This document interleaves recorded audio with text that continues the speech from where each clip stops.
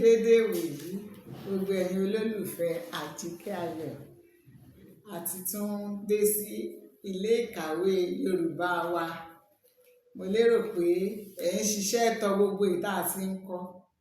Ẹ máa ṣiṣẹ́ tọ̀, kẹ́ ẹ máa gbìyànjú, ẹ ó mọ Yorùbá sọ. Lónìí, a fẹ́ tún kọ́ nípa nǹkan mìíràn.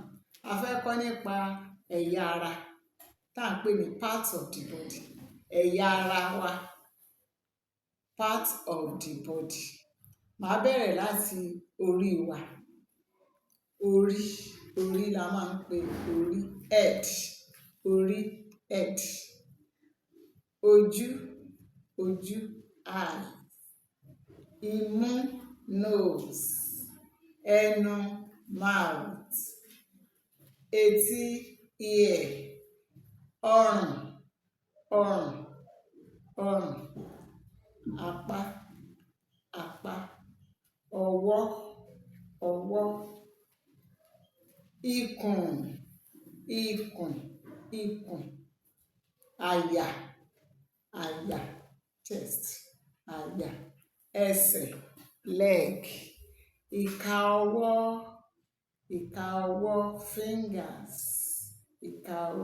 fingers. Ìka ẹsẹ̀, toes. Ìka ẹsẹ̀, ẹ̀yà ara. Màá kàn fún wa láwọn díẹ̀ yìí ká kọ́kọ́ ti ẹ̀kọ́ náà ká mọ bí ẹ̀yà ara wa ṣe rí. Màá fi kọ orin kékeré fún wa.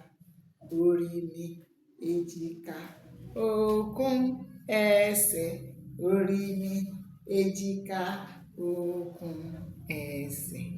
Orí mi, èjìká, okùn, ẹsẹ̀. Tìrẹ ni Olúwa pátápátá. Èjìká nìyí.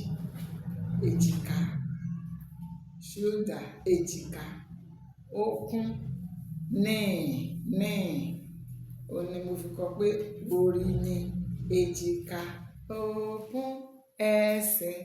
Orí mi, èjìká, okùn, ẹsẹ̀. Orí mi, èjìká, okùn, ẹsẹ̀. Tìrẹ ni Olúwa pátápátá.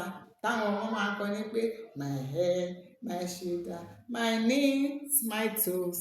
My head, my shoulder, my knee, my toes. My head, my shoulder, my knees, my toe.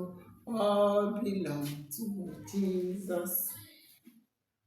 Báyìí ni àwọn ẹ̀yà ara wa níwọ̀nba.